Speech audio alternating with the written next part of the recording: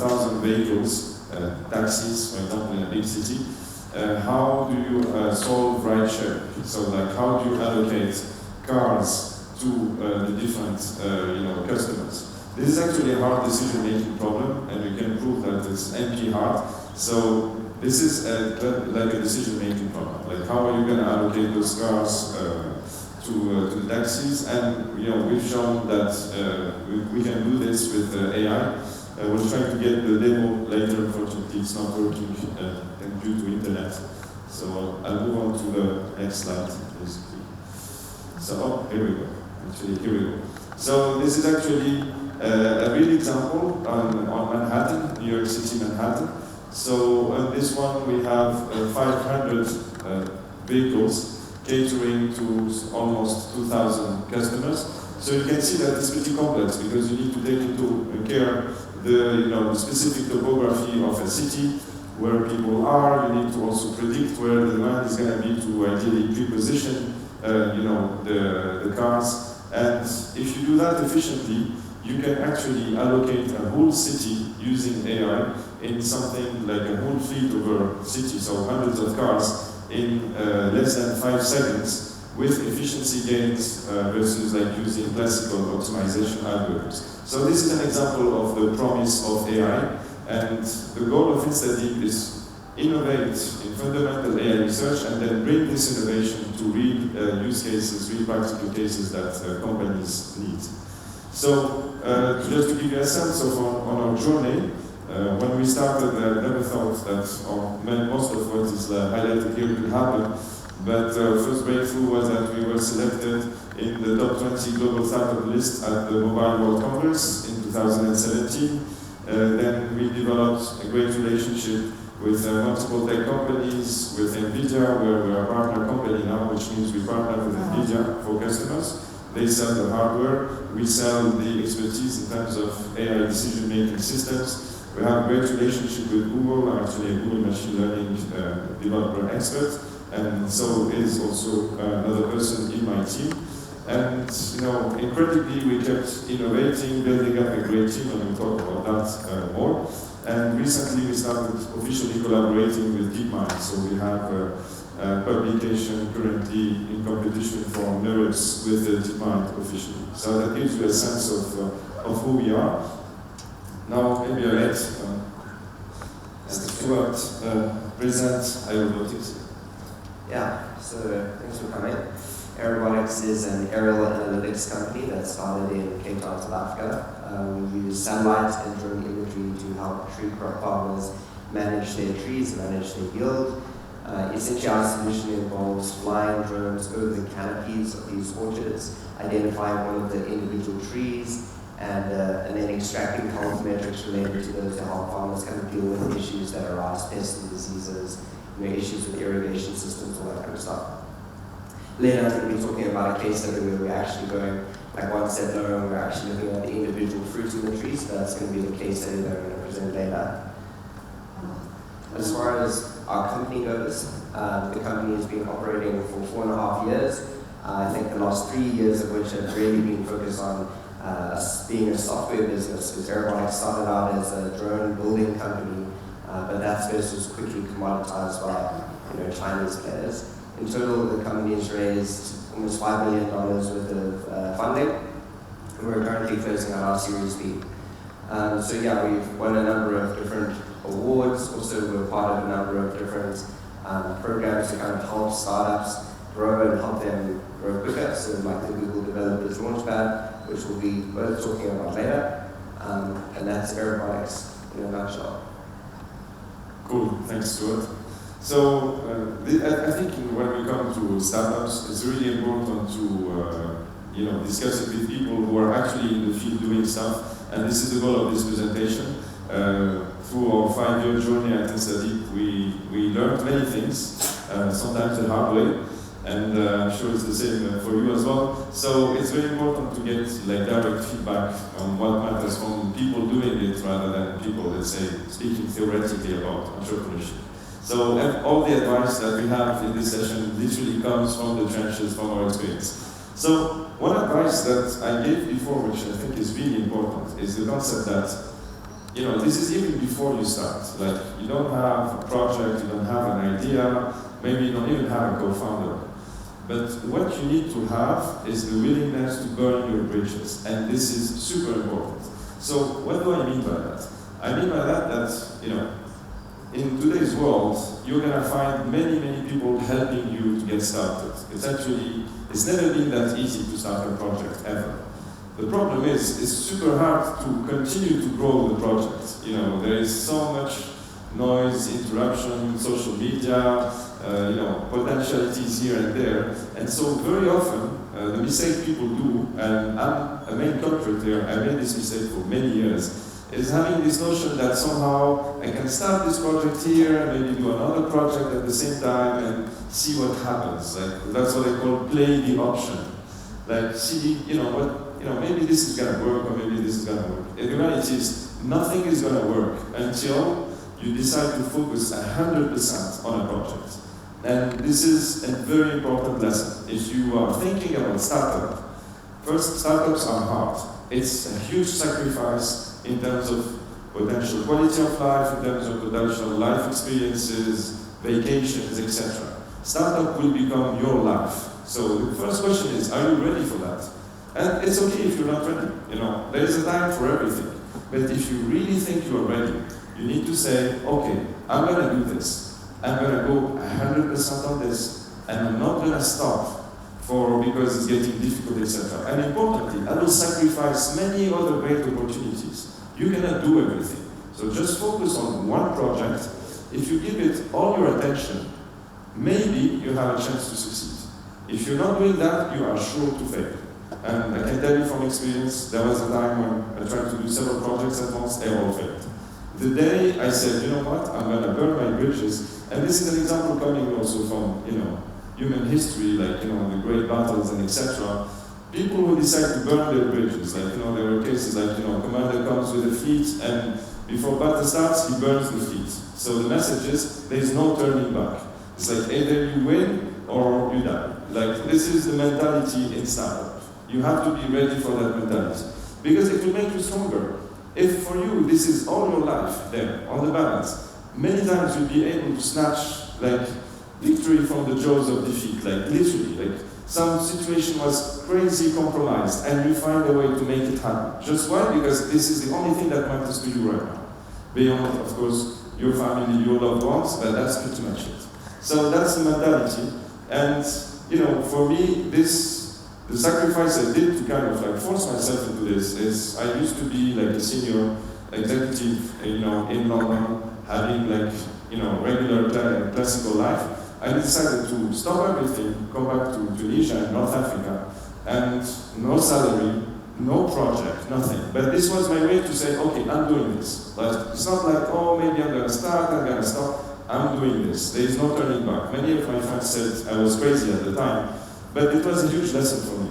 There should not be a plan B, because if there is a plan B, you will always be focused, as soon as there is difficulties, oh, maybe I should move to plan B. Just thinking about that will make you fail. So the project, and this is why it's very important to choose the right project and the right people also, we're going to talk about that, but that's the mentality. If you haven't put yourself in that mentality, don't start a startup. So this comes before, if you want. Now, let's say that you're committed. You want to, bring your, contribution to the world of startup and innovation. You want to make those things happen. What's next? Many people are going to say it's the idea which is next, but that's not true. And that's also a big lesson that, we've learned the hard way. The next thing is people. Why is it so important, people? Because, and these are, by the way, great resources about people, and we'll be sharing those slides afterwards so you have access to all this. Why are people so important? I mean, ideas are important, and we're going to discuss about this with Stuart, but people is even more important. Why? Because your first idea is 90% likely to fail. This is a fact. I've never seen a project where the first idea was a genius idea and all happened according to plan. So if your idea is amazing and the team is bad, you're going to lose because you cannot change the team. However, if you have a great team, You could start with the worst idea in the world. That's okay, because you know what? You can update the idea, but you can't update the team. You know, once you have a bad team, that's going to be a hell of a difficult time to kind of change that. And that's kind of what happened to us and my co-founder. Like literally, the project InstaDeep started the day I met her, and we didn't even know what we were going to do. But it's just that feeling. You need to find somehow somebody you can work very hard with, somebody you can go through tons of difficulties. It's like getting married to someone almost. Yeah. It's like, you know, of course when it's in honeymoon phase, everything is so great and life is so good. But you gotta look after that. You gotta look like when you really like, you know, life is throwing difficulties at you all the time. Is the relationship gonna survive? Because the first reason for failure of startups is the co-founders don't get along anymore. And when that happens, or there is some resentment, somebody's not happy about the other way the other person is treated, or there's a fight about who's the CEO and all that stuff, you need to find someone who you're very confident you can work super hard with. And even if there's a very difficult situation and there was a huge misunderstanding, we can sit down and in 5 minutes solve it and no hard feelings and we move on. I found that person, my co-founder Zora, and she was just awesome at this. We could work until 3 a.m. at night and never any issue, and sort of a feeling like we could do anything. And when we started, we had never this idea that we would be like a leading AI company somehow, or innovating in AI. This was very far. But having a good team can take you very far. For us, it took us to the final round of Y Combinator. We didn't make it to the last one because our idea at the time was really crap. But still, they told us, you have a great team. And that's a big part of being able to do something. So my advice to you is, when it comes to, if you think about that project and you're really focused on making it happen and you're motivated, you got your bridges, don't treat finding the co-founder as, hey, I'm going to find a partner, a project at university. You really, really need to know that person very well, and ideally in a work format. Sometimes it's good to have friends, sometimes not. What I mean by that is, ideally you spend at least 6 months, and probably better a year, working very hard with that person on a difficult project. So it could be a friend from university, or it could be somebody you met through work life, or etc. But it has to be somebody with whom it feels really good to work together, no matter how difficult or how challenging the situation. If you have that kind of vibe in the team, everything becomes possible. So imagine someone with whom you're going to spend 3 all-nighters in a row. We actually did that at some point. And be absolutely okay and happy and nobody's complaining at the end. Because we all decided this is what we want to do. If you have that kind of team, magic can happen. But of course, that's not the end of it. This is just the beginning. So as we said, burn your bridges, be focused, find the right person, and that's someone you've been through a lot before and you feel good about. And after that, of course, you need to focus on what's the project about, what's the idea, and Stuart is going to tell us more about that. Yeah, I love what Karim just said about how they didn't get into Y Combinator because their idea at that stage was pretty crap. So my background is like before this, I worked in corporates and then I worked for a startup, which also admittedly I think had a pretty crap idea. And what we did wrong was we didn't iterate, we didn't evaluate like the strength of the ideas that we had. So what we'll be talking about now is just like ideation. So like how do you actually go and measure like the startup idea that you have? So first of all, markets matter. Like don't think that technology is like the most important thing. Like the most important thing is the team, but also the market that you're going into. So generally there are two categorizations of markets. You've got these red ocean markets and you've got blue ocean markets. And the analogy comes from the fact that in a blue ocean market, there's like lots of space to explore. It's a new market that hasn't been explored by a lot of companies, and it's something new. There's a lot of space to play. So there's high margins there for profitability. Red oceans, on the other hand, are places where there is a lot of competition. So you've got thousands of competitors that are kind of competing with one another, often very mercilessly. So you've got these sharks that have really bloodied the water, and there's really no room for startups to survive, right? So what you want to do first is you want to say, well, listen, is this idea that I have, is it in a red ocean or is it in a blue ocean? Because if it's in a red ocean, the probability of success is just not like significantly lower. However, you can create like blue oceans out of red oceans by saying, well, is there a way that we can take a new approach to an old problem, right? Or can we solve a completely new problem? And a good example of this is like the hotel industry. Like, starting a hotel is an objectively bad idea. Like, most hotels lose money, they have bad occupancy rates, right? Starting a company like Airbnb, where you're basically, decentralizing the system and allowing people to find accommodation in different ways, that's a blue ocean strategy. That's a new idea to an old problem, So try and find ways to do things differently so that there is room to compete and there's margins for you to actually make profits.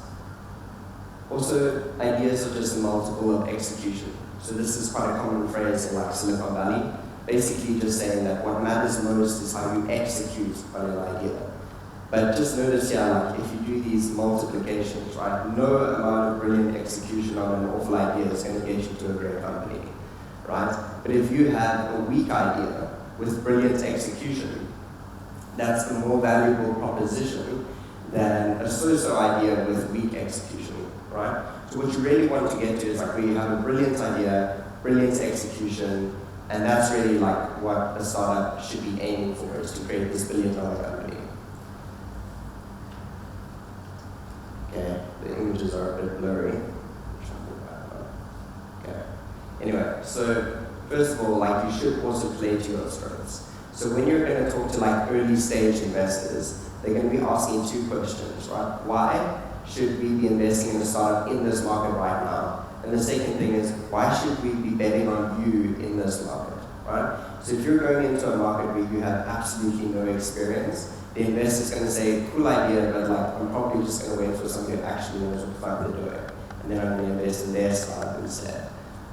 So make sure that you are playing to your strengths. And also get somebody else to pay your school fees. Go and work for a company that's in a space that you want to learn about and you might potentially be interested in, as opposed to just going and starting it without having had any experience in that industry. Okay, sorry, it's still blurry, but basically these two blurry images here are the two co-founders of aeronautics, and both of their backgrounds were in aeronautical engineering and in engineering in general, so they really knew a lot about developing drones and that kind of stuff when they started. Cool, so let's say you have a great idea and you found a great co-founder that you'd like to do it with, that you can suffer through many all-nighters. How do you go about it? Well, you need to at some point actually incorporate, which means to create a business that is going to take this idea and execute on it.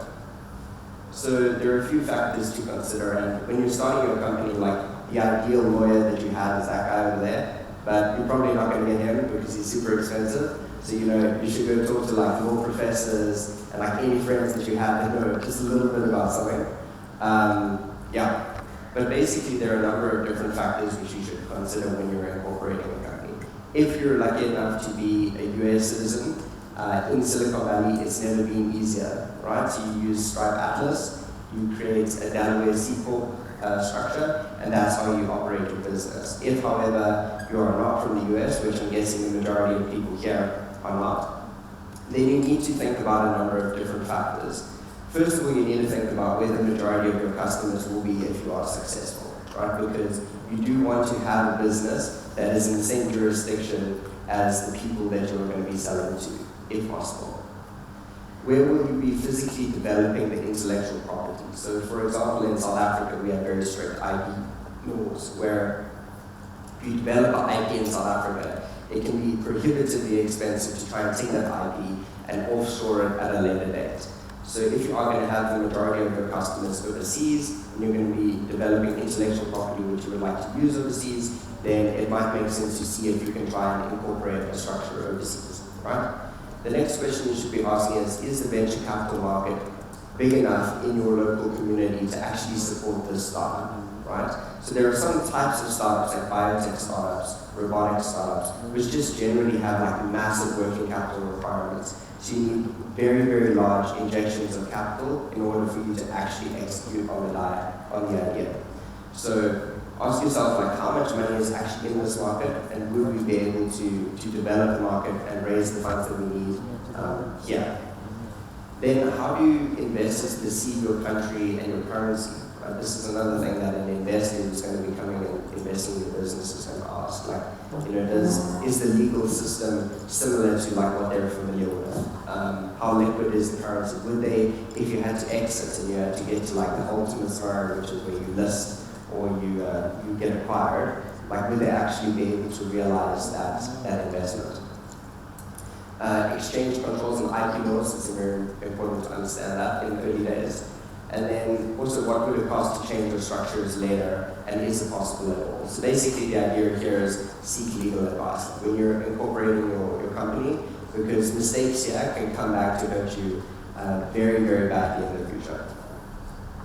So specifically if you're a South African company, there are a few South Africans here, then what you might want to consider is something called a mirror structure, where basically you have two entities, one is overseas and one is in South Africa, and you mirror the capitalization structure across those two entities. So this would effectively allow foreign investors and local South African investors to invest in two different companies but actually own the same percentages of both. So this is how people are currently doing it, but it can be quite expensive to set up.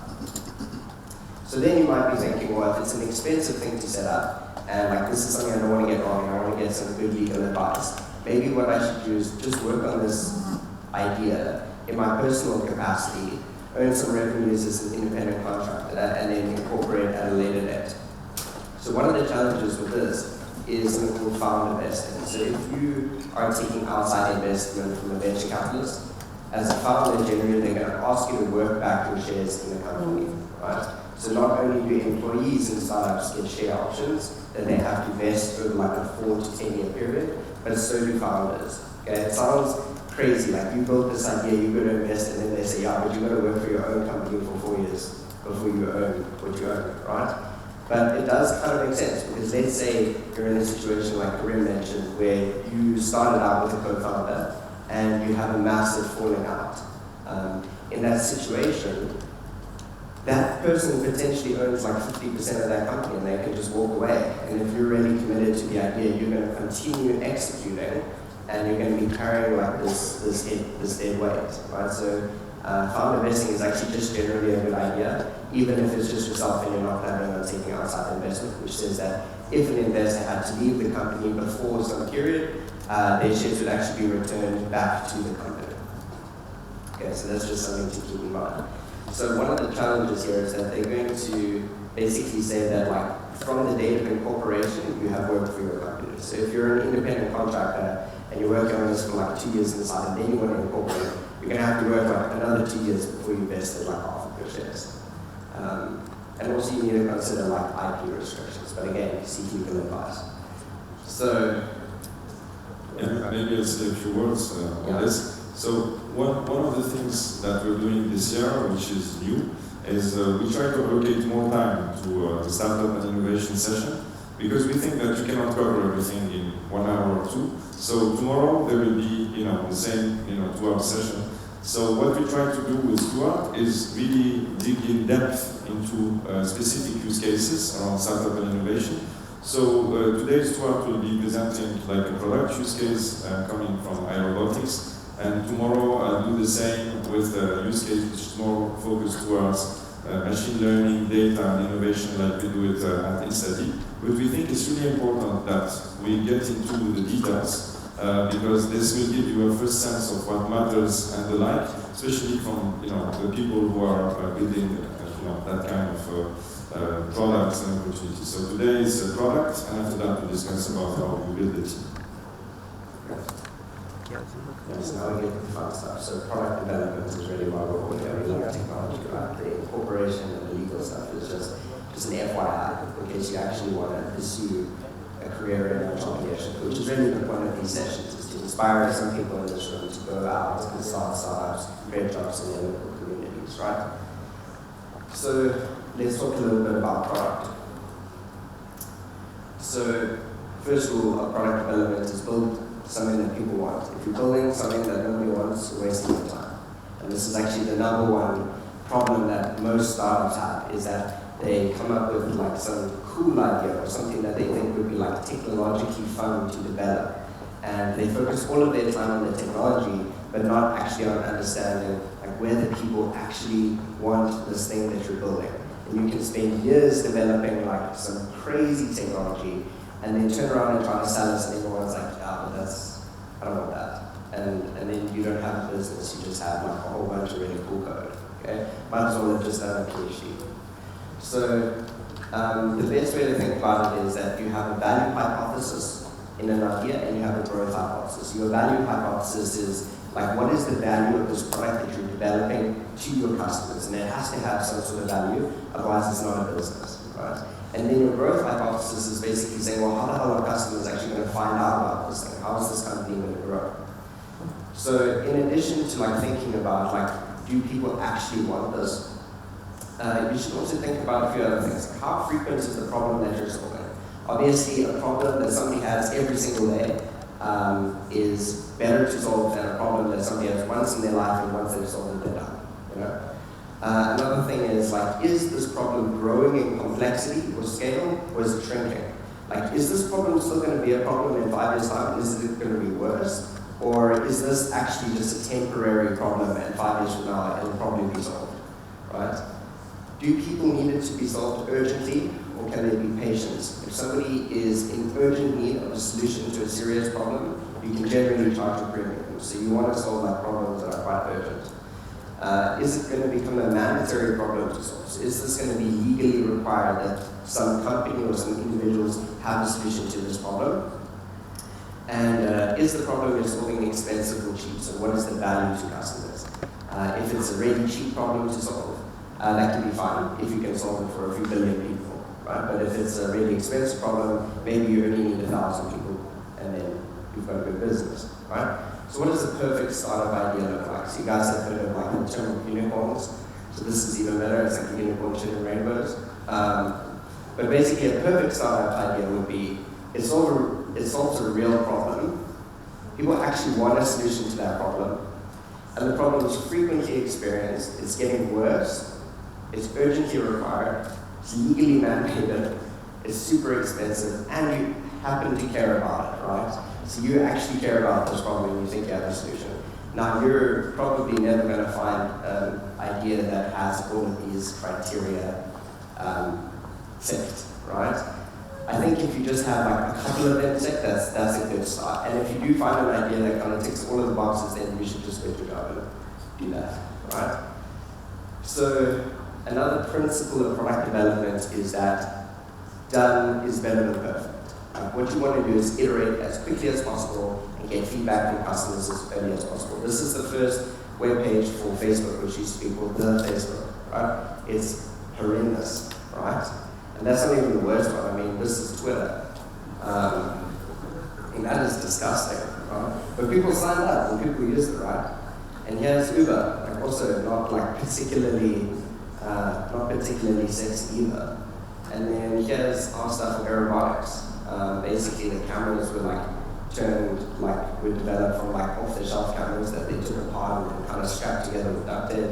And then there was like an offline like desktop solution for viewing some of the results. But the point is that the founding team was able to get a product to market like basically within 3 months. So from zero to one in 3 months, and kind of we've just been iterating on that since then.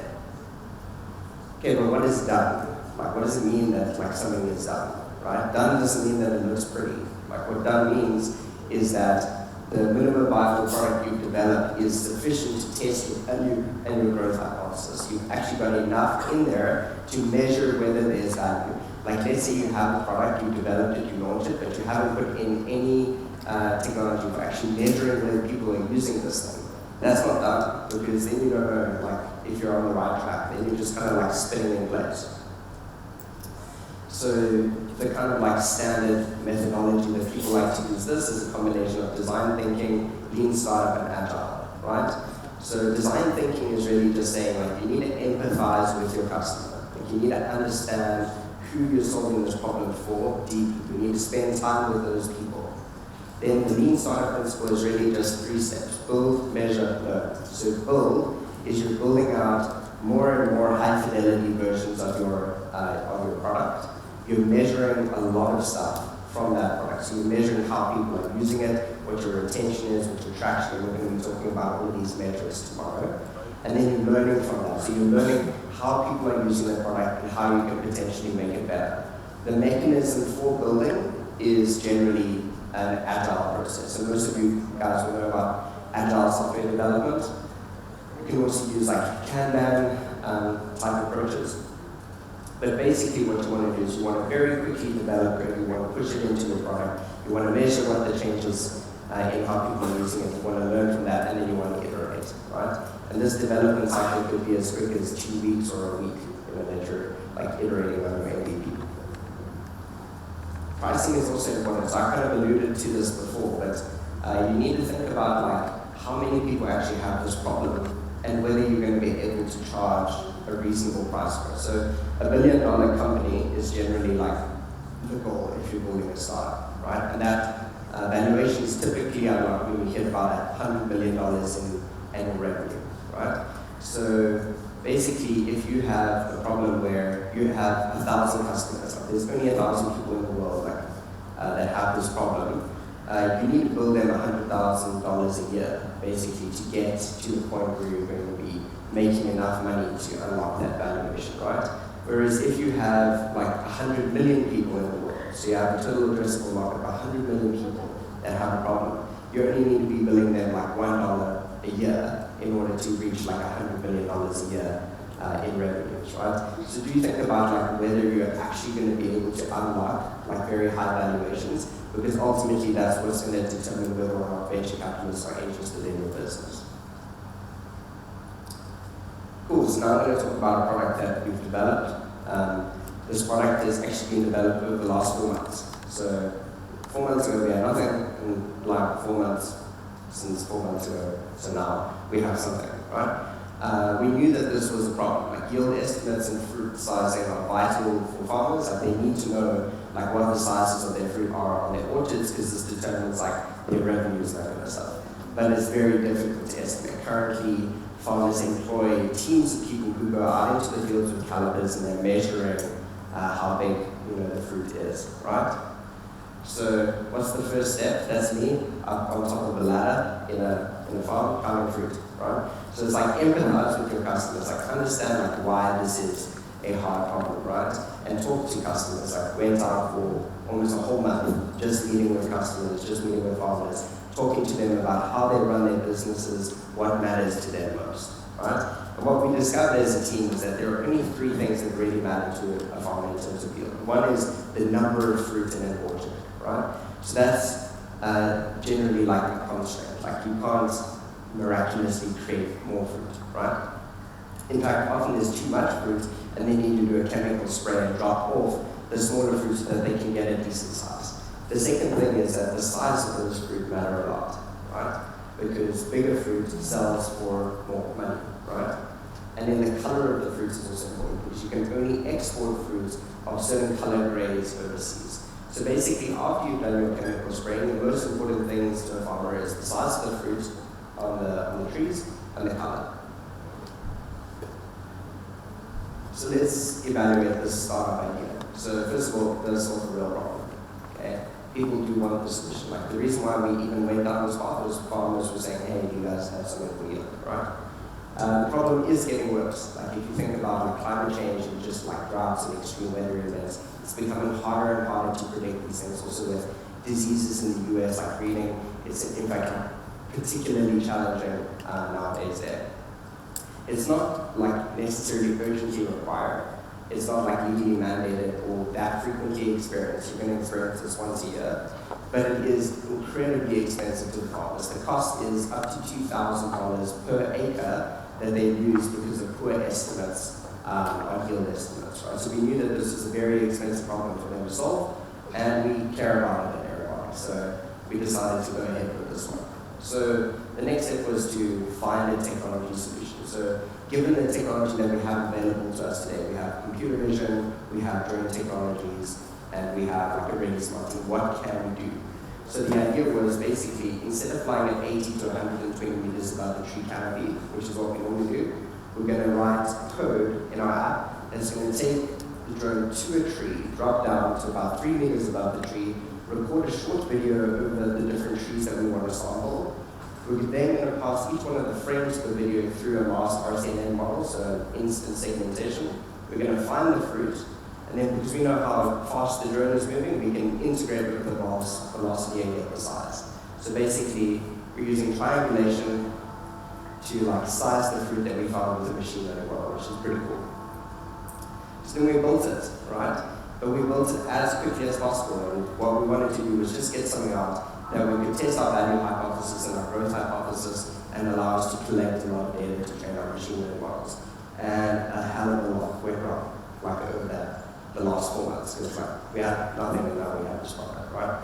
First of all, the drone, when the drone gets too close to the tree, the wind from the rotors moves the branches and it obscures the fruit, right? So that's a classic problem. Ultrasound doesn't work on non-solid objects. So when the drone is descending, it's kind of using ultrasound to like detect how high it is. But branches are kind of like all over the place and there's space between them. So we had a few drones like just kamikaze into trees and just destroy themselves. So that was a challenge.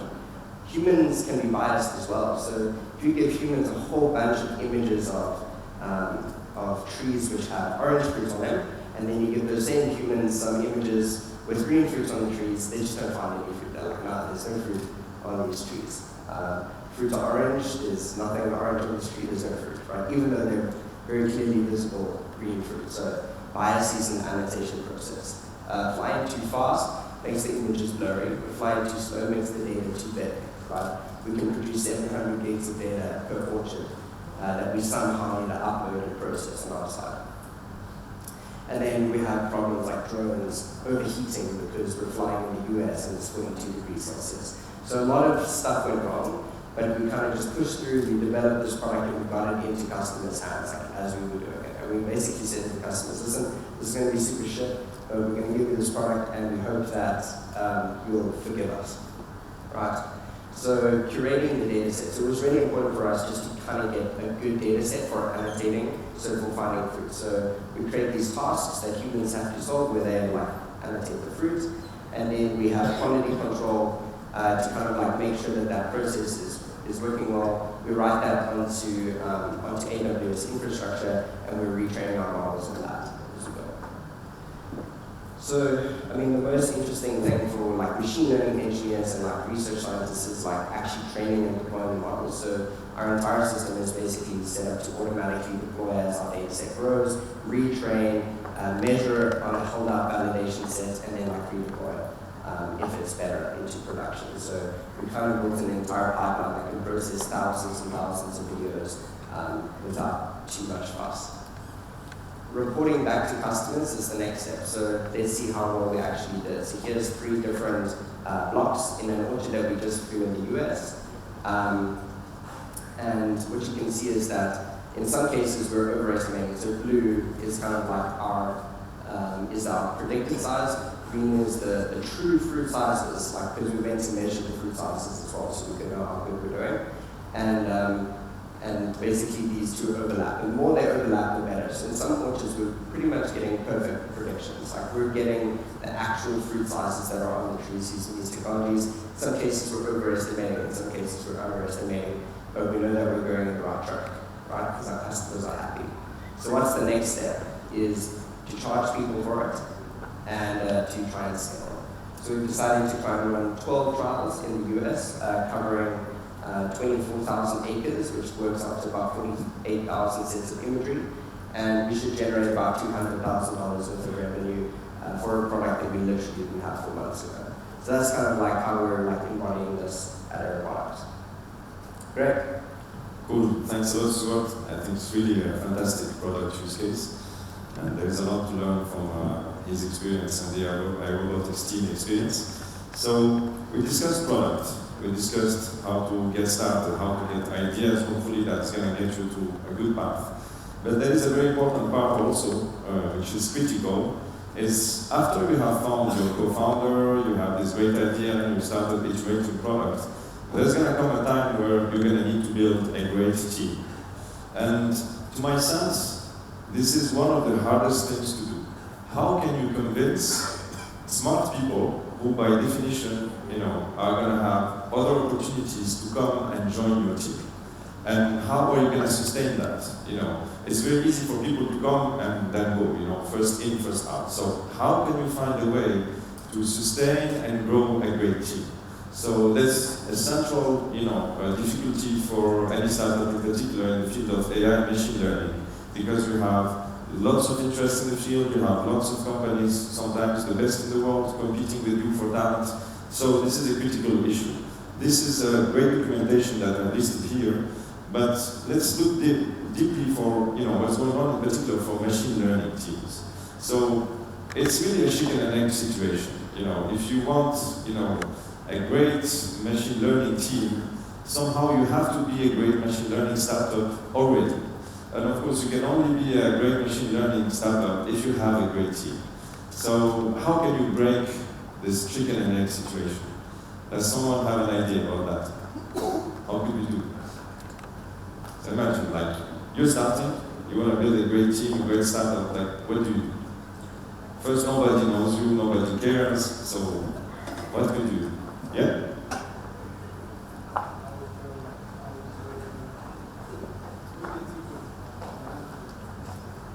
You would build the team and?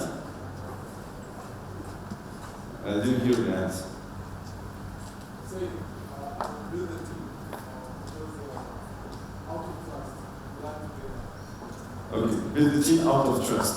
I would love for that to happen, but it's a bit harder than that to be revolved. It's like people won't trust you until you prove that you're a great team, a great startup. Yes?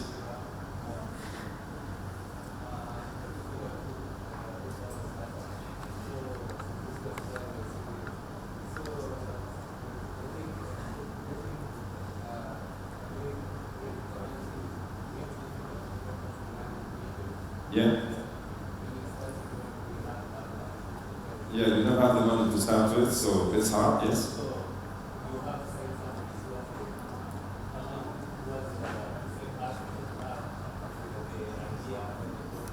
Find somebody who has the same passion that you have. Yes, it's part of the answer. Okay, maybe, yeah. I think you have to put the mic on, it's not working. So I'd say be a one-man team. Start out as a one-man team and prove yourself.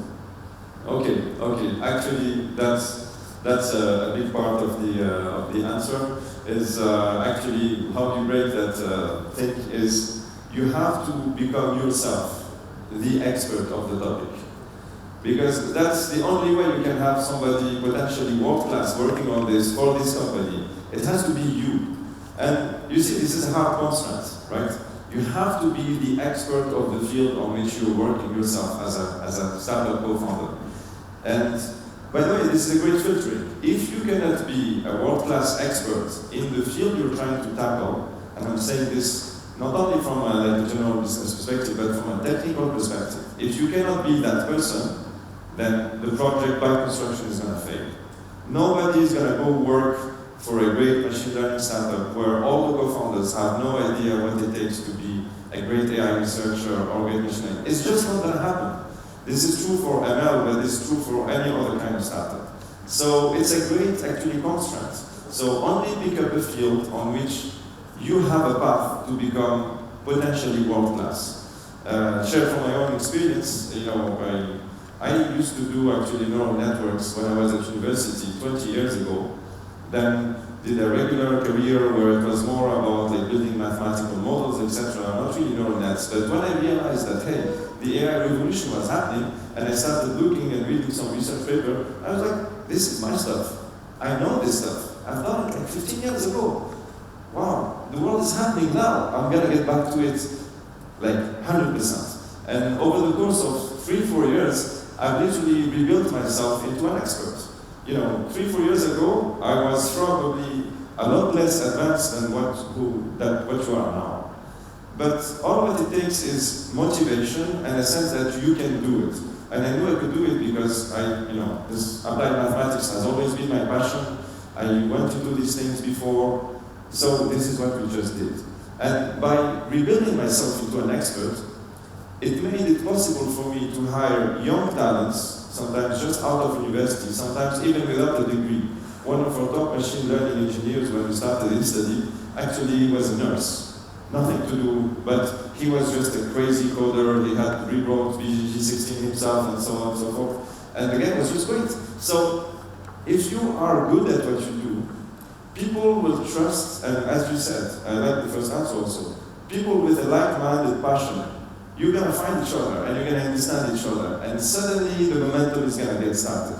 And then, you know, at some point you need experts, but the only expert should be yourself. And you have to, you know, don't, as somebody said, it's expensive to get, you know, expert machine learning engineers. It's true. So you have to start with people out of university and build them into experts. I think one of the great success stories we've had at InstaDeep is some members of our team really became fantastic, and they are world class today. And you know, a couple of years ago, they were just out of university, and they never thought all of this was possible. But somehow, if you know what you're talking about, and you are trying to shoot for the moon, this is kind of like the great mentality to get stuff going. And that's possible also because we live in a crazy time where all the information is available online. I mean, this sounds like normal to everybody in this room, but it wasn't the case a generation ago. If you think about it, for all of us Africans in this room, a generation ago, our fathers, they didn't have this chance. There was nothing online. There was no way you could, starting from here, build a knowledge base equivalent to what people had in Silicon Valley. So today that's possible. It sounds normal, but it's actually an incredible opportunity. And if you are focused and you go and, you know, there's so many great resources. I've listed a few here, Fast.ai, deeplearning.ai, Udacity, Coursera, etc.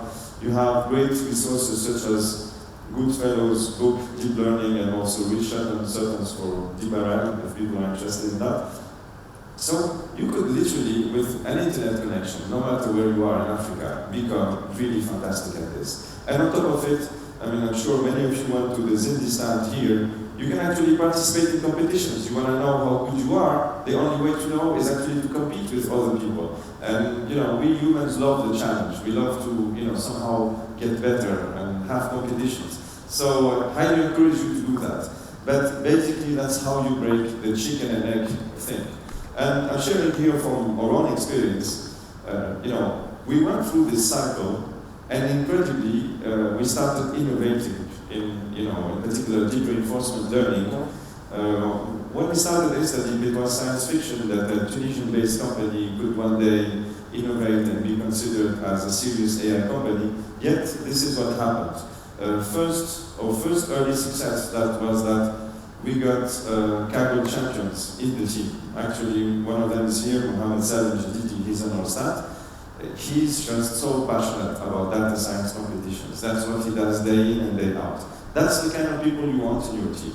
You want people who are there because they love the topic. You don't want people who are there because you're paying more than others. Because you know what? You're not paying more than others. You're a startup and you cannot afford to.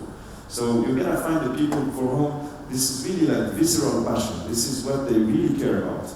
And so that was our first early success. Then we started having ideas.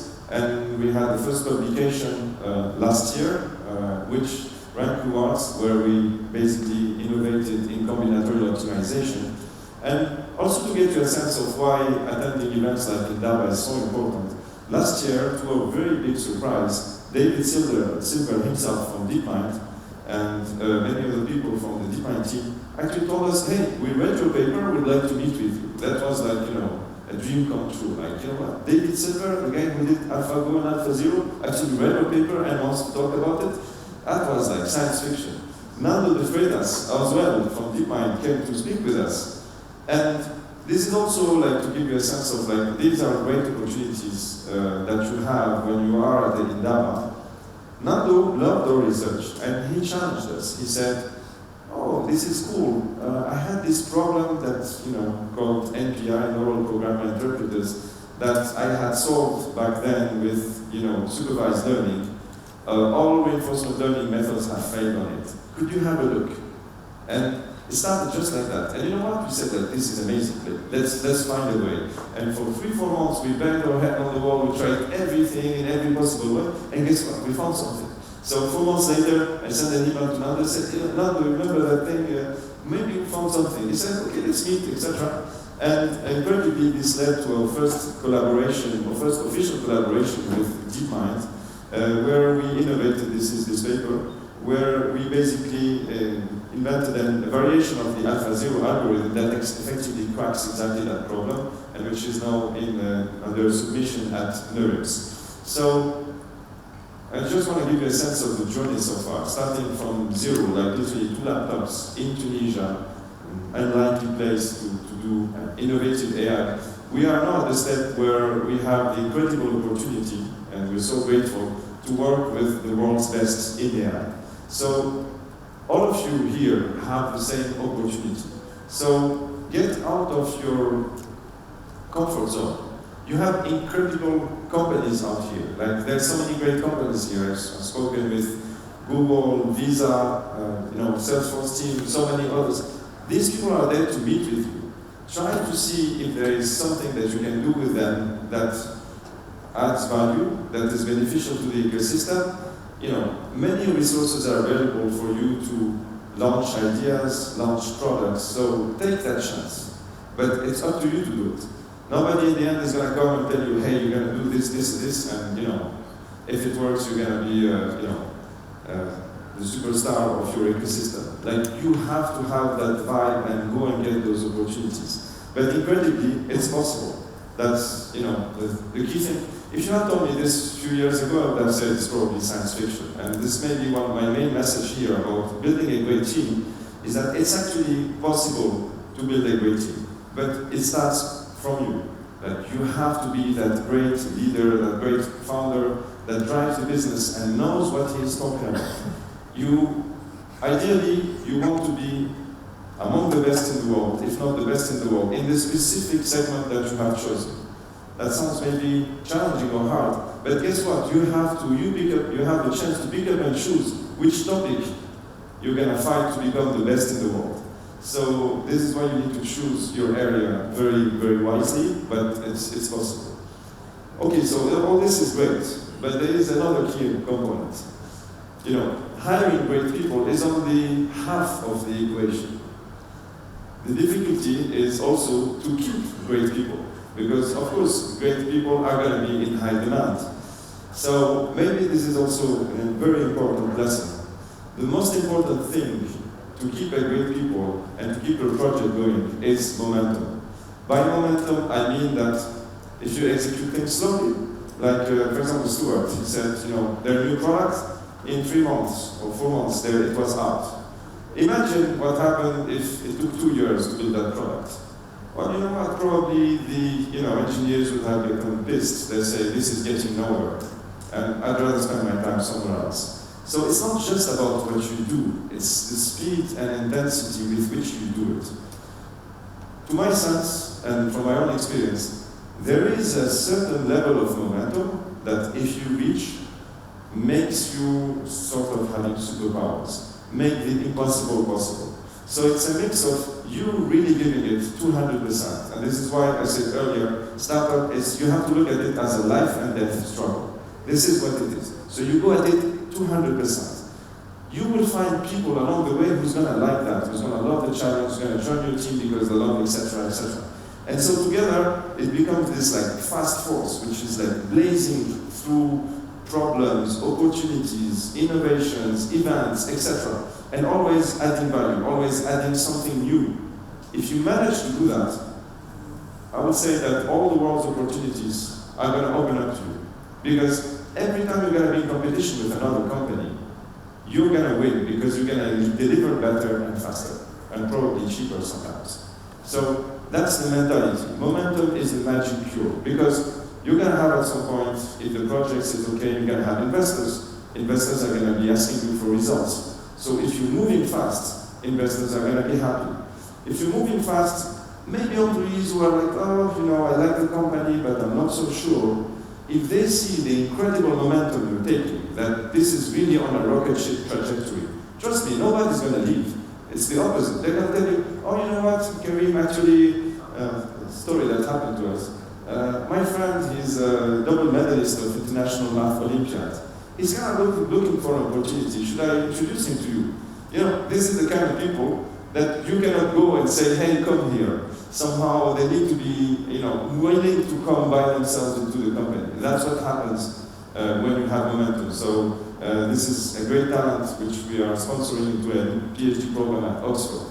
Why did he come to work with us? He could have worked with any of the great companies of the world. It's because of the momentum. There is a sense that, hey, this is happening right now. And, you know, it's a lot of energy to get that thing. Think about it as a sort of like a giant snowball, like with kinetic energy. It took us 5 years to create this kind of like momentum and opportunity where we're really doing our best to add value to the ecosystem, help our customers, deliver for our investors, etc. But once you have it, the magic becomes true and you can continue. The cost of that, of course, is that you should never slow down and you should not make mistakes. You always have to pick up battles that you can win and never think that you made it, because the reality is it's very easy to fail. It's very easy to make mistakes. The moment you think, that's it, yeah, we're on top of the world, that's the moment problems start. So you have to be extremely humble about those things. But at the same time, it's possible. And I believe there's never been a better time for machine learning in Africa to start innovative projects. All of you in your ecosystem, you're going to see opportunities that, because you know about machine learning and you know about real needs, like Stuart spoke about the real needs of, you know, agricultural farmers, about measuring yield crops. You could be the first one to understand both what is the need and what is the solution to that need. That's a great opportunity. So I hope this gives you a sense of what it takes to, you know, go through the startup journey. We're pretty much done for, you know, the presentation side, and we're going to move to the panel. And but, you know, I hope this gives you a sense of what it takes. It takes, you know, psychological commitment, finding a great co-founder, finding a great idea and executing on it, using the lean and agile methodologies as Stuart described, and ultimately building and sustaining a great team, and, you know, always increasing momentum. That's roughly what it takes. If you do that, or if you do a good part of that, you'll be well on your way. And so now for the next part of the session, we're going to be actually having a panel discussion. So we're blessed to have actually Ulrich from the, you know, Deep Learning Indaba committee, steering committee, joining us, and Ulrich has in like startup experience, as well as Dr. Otto from Visa, who's coming up with a wealth of expertise and is going to tell us about the great work Visa is doing to grow the ecosystem. So we're going to move to panel now, so I guess we need some chairs.